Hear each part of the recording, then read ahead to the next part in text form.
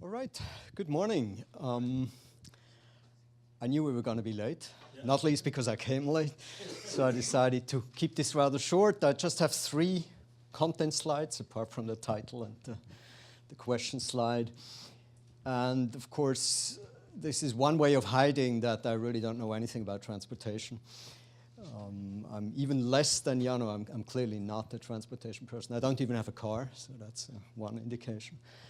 But also, I'm strongly interested in the topic of the workshop, partly because of my background. I originally come from theory of errors and surveying, and I think I know a bit about outliers and outlier detection, but I haven't really applied much of it recently. And when I look at problems like yours and also similar types of problems, maybe in the health domain, for example, in epidemiology, I find often that there is a lacking connection between the tools, the data, the environments, the workflows that allow us to detect patterns and maybe detect outliers in the patterns. And on the other hand, testing ideas of how these outliers, how these patterns were really caused, and doing things like event simulation or process modeling in general. And there's a bit of a disconnect, at least in my part of the world, where I look at GIS and the emerging cloud-based GISs, but in general, tools that work with data, with big data. There seems to be a break point between the pattern detection side of things and the modeling of events, of causes, of potential causes of these patterns. So here's an example, and apologies to those who have seen it before. We worked, this is now the health domain, but it actually, in the end, links to the transportation domain, interestingly. We worked with epidemiologists, veterinarian epidemiologists in northern Italy, who studied the risk and how to model the risk of bird flu spread, or the spread of epidemics. And they had these data that showed essentially farm locations, these are the blue dots, and locations of actual incidents of not outbreaks, but of individual infections on certain farms. These are the red dots. And they know what they're doing. They understand epidemiology, right? And they were asking for help to do that more effectively as part of their epidemiological workflows with GIS. And I was actually struck when I heard what they were doing, how they were using GIS. And then we were working with them based on some ideas that we thought would help them to do things more easily with the GIS. And we made a few interesting observations while we were doing this in terms of how do these tools support them, what would they need, how could they become more flexible when we go into a cloud environment where it's now, and I'll get back to this today, possible to build an app that does this analysis in half an hour by a person who is not a GIS specialist, but by a domain person, an epidemiologist or something. So this is the thing we are looking at. What you're seeing, of course, is a cluster of infections in that lower left, southwestern part, and then 2 outliers. And one of the questions that they had is in this particular, these are actual data of 1999 of infections. What could have caused these infections outside the clustered area? And of course, that's, as geographers, as GIS people, we always now have to quote Tobler's first law, right? That's, their whole analysis was based on Tobler's first law. For those of you who haven't heard about it, everything is connected to everything else, but nearby things are more strongly connected. So nearby infections are of course connected by, for example, exchanges of stuff that goes between farms, etc. What's happening with these outliers there? And Waldo has repeatedly said, well, the law is kind of trivial. What's interesting is what cannot be accounted by the law, right? And these would be examples out there. So I've been thinking a lot in my work with mostly the Spatial Center, where we are basically trying to reach out to such domain people across the board, sciences, humanities, social sciences, and look at what kind of problems they have, whether there is value in looking at these problems spatially, and then look at how they're doing this and how we could help them improve what they're doing. Or in fact, to be honest, what we want is to help them to help us in improving the tools, of course, but it's a two-way street. That challenge of a disconnect between the pattern recognition on the one hand and the modeling of the potential explanations on the other hand through processes, through events, I guess first requires that patterns are not just patterns. They are not just there to be seen. They come from looking with a certain set of glasses, or I call them prisms here, at the problem. So for example, and this is not a very good example actually, but the bird flu case, you can look at bird flu cases per farm and you can look at them per administrative units. And a couple of days ago I was at a famous company that produces GIS, and they proudly showed me a map of Ebola in southwestern Africa, Western Africa, and the incidents were mapped by administrative subdivisions. So there were these big administrative areas that were entirely empty and other smaller areas that were essentially full of cases. And it was very hard, of course, as geographers know, based on the modifiable areal unit problem, to compare the risk or also the actual incidences of cases in this area. So there is a certain question of how do you look at the problem, how do you look at data, what kind of geographic units that you apply, how do you represent your counts, how do you do the mapping of them, choropleth maps versus other representations. So that's the first point. It depends on how you look at data, what kind of patterns you see. And the second point, I believe we can turn this around into an advantage and say, okay, so what are the ways to look at data? What are typical spatial ways, spatial temporal ways to look at data, whether they are big or small? And my hobby horse in this area is to claim that there aren't that many ways. In fact, there is what I would say, or how I call them, a set of core concepts, a set of core views of data when you look at spatial data, spatial temporal data. And they're essentially field views, fields or surfaces if you want, object views, where you look at farms as individual objects or turkeys as individual objects, networks, for example, transportation networks, and events that happen in these settings. And you want to have a bit more in terms of capacities of these geographic prisms, as they're sometimes called. You want to be able to change granularity, for example, to zoom in and out. You want to be able to pan and want to look at the different area where similar factors are at play, but the patterns are different. Why are they different? And you want to deal with accuracy. You want at least to calibrate your geographic prisms. And then I didn't go into this because I knew that Jana would. There's, of course, the whole question of how do you pull in semantic knowledge, terminological knowledge. How do you connect data that talk about the same things in different terminologies? The third point that I suggest it takes to bridge these two issues of pattern detection and event modeling is once we have these perspectives and recognize how to enable these perspectives, we can now formulate event hypotheses. So, for example, in the case of the turkeys, we can wonder about how it happened that there were these cases out there. And for example, and that's what people did in this case with our help, you look at the road network and you see, oh, this is at the major interstate, or actually international highway that goes between Italy and Austria. Why could it be along this highway? Well, possibly because we have seen before that one way to spread the disease was that farmers were visiting their friends and their family on Sundays. And in fact, it turns out that these were relatives living out there at the Austrian border where farmers have been visiting on the weekend.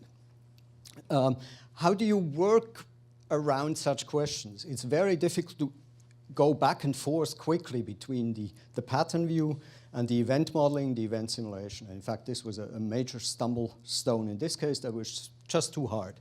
We see now in the cloud environments and others, we see things like Wolfram Alpha and other computational environments which allow us, particularly in epidemiological studies, I've seen this to go very quickly between simulations that are network-based, GIS views, maps, thematic maps, and go back and forth very quickly. Today, the practice, at least in areas that I've been looking at, like this one, is that you're kind of stuck with your GIS or stuck with your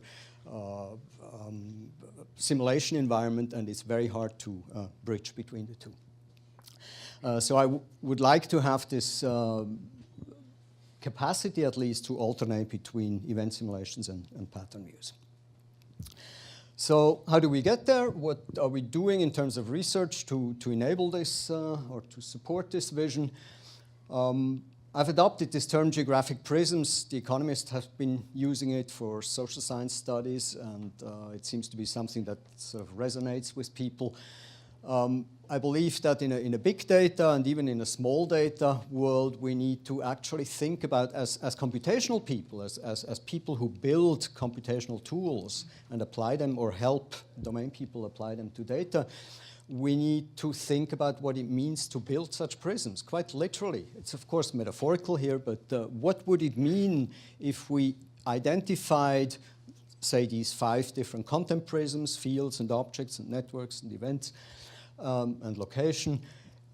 If we recognize these as being useful views of the data, what would it mean to build a prism through which you can then look at the data as a network as opposed to a field and go back and forth between these views? We're doing this, we have just started, we're doing this in early prototypes, building so-called APIs, application programming interfaces, mostly in Python and scripting languages, which allow us to take existing computational engines, because we don't want to rebuild them, right? But just to link to them from a high-level language around these geographic concepts. We can try this, of course, but the proof of the pudding is in the eating, so we're planning to, and we haven't really started this in any serious ways, to work with actual domain scientists like you in the transportation area, like people in the health area, and there's many others, of course. Ecology, industrial ecology is something we're looking at, to test whether your analysis that you're doing at the moment are actually reasonably and helpfully explained and reproduced in terms of these geographic prisms. And for some domains, this is more useful than for others. I actually believe that for your domain, where there's a very strong computational support and there's sort of an acceptance that you have to be pretty tool savvy in working with the data, there may be less gain for this than in the epidemiology area, which I've been using as another example. And the ideal, and that's my final point, the ideal of this whole story, the long-term vision, and it may not be that long-term, is that we can actually then supply a toolbox is not a very good term, but maybe a box with some prisms to domain scientists who can, on the spot, facing a certain task, like analyzing how Ebola is spreading, assemble their own lenses or scopes, microscopes, macroscopes, telescopes, whatever you want, on the spot to answer that question. And this may sound wacky, totally outlandish. It's not. We now have app builders around certain GIS, cloud-based GIS systems, where demonstrably domain people can build, as I mentioned in the beginning, can build apps to analyze certain questions spatially within half an hour without any previous technological knowledge. So the technology, the base technology is there, but maybe it takes a bit more understanding in terms of, okay, how do we apply it around certain geographic concepts, spatial temporal concepts. And that's the thing I'm trying to do, and I need all the help I can get. Oh, this was just some illustration of these steps. Thank you. So is this so intuitive then that a domain scientist can just start using it without like training? That's the goal. And of course, there is, I know where you're going. There is always the risk and the justified objection that, well, will they know what they're doing, right? But of course, they are domain scientists. And today's practice is actually that people are often doing the analysis who know what they're doing with the GIS and what the GIS does and what spatial analysis does, but may not always have the domain knowledge to guide them in doing that. So it's a two-sided sword. And the example I'm using to make the case that this is actually not as difficult as it may sound, and that's a bit optimistic, is multimodal transport. This used to be, at least in my understanding, again, I'm not a transport person, 5 years ago, multimodal transport planning was always raised as one of the big, the killer apps, the big issue to be solved in a, in a citizen context of doing transportation computations, right? Today, we just pull out the app, and everybody does multimodal transportation planning using Google Directions or whatever tools in a very easy way, and it works pretty well. You mean individual travel planning? Individual, yeah, sorry, yeah. I should use the right terminology for you guys. I don't see agencies doing multimodal transport planning. No, sorry. Yeah. Trip planning, route planning. Are there other questions from somebody else? I have a question, and it's something that the past 10 years I've been struggling with in the geography department.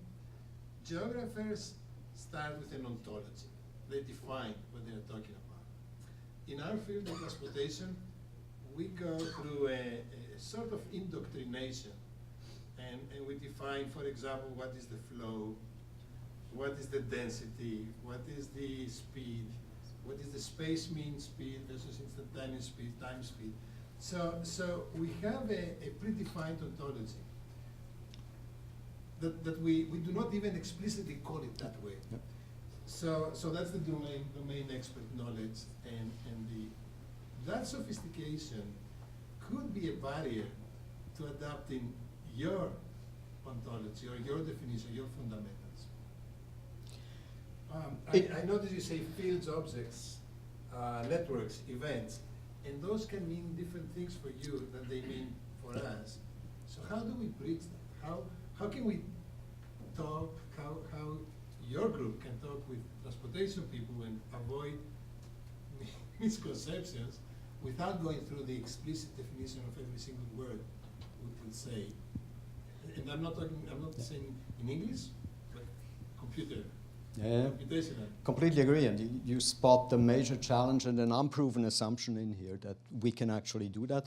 I'm fairly optimistic, not so much from actual practice studies in working with these concepts, although that as well, but partly also from the teaching side, where we do in GIS intro courses, where we explain the basic functionality of GIS around these concepts. And they are not, they're not esoteric. What the network is a fairly, I think, homogeneous, consistent set of ideas, and what a field is as well. And then the challenge is to bridge from your particular understanding of a network, a social network, or a transportation network in a particular task, to that generic network, and whether that bridging is done correctly or not. So we need two dictionaries. One dictionary is in English, and the other one is in computation, to show that the network that you define is not exactly the network we define. Right? And pass from one to the other. Right, but I mean, of course, the intention is by no means to impose an ontology, at least in no other ways than we need to in some sense anyway, because we're supplying a tool, right? But once we supply this tool, we should do it in a way that people can connect to these very simple, generic 5 ideas or 7 ideas without losing the crucial semantics that they have in their domain, right? More fundamental level than what we do. No, I don't know. Yeah. I have no idea. So the hope is just that all the networks that you people are interested in are not, what's the word, are not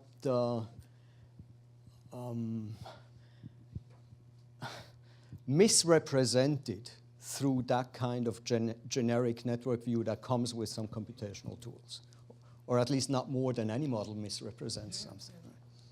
We have links and notes, and links with characteristics, And movements. and movements. Yeah. And movements, That's the, which are- that's the part. That's the event side. And that's where disconnect occurs. Yeah, yeah. Because Yes, in a traffic exactly. sense, if you're making a left turn, that's a different cost than if you're going through. Yeah. So therefore, unless you are modeling on your network actual movements, that's totally missing. So the first generation sort of pathfinding on networks extracted from maps missed that. Yeah, and that's why I think we need to bridge to events. So for me, the movements would be on the event side. But of course, events are played out on the other core concepts, like in networks or on fields, like a storm changes the temperature field. But they're structured as their own concept, which has participants in terms of edges on a network, drivers, people.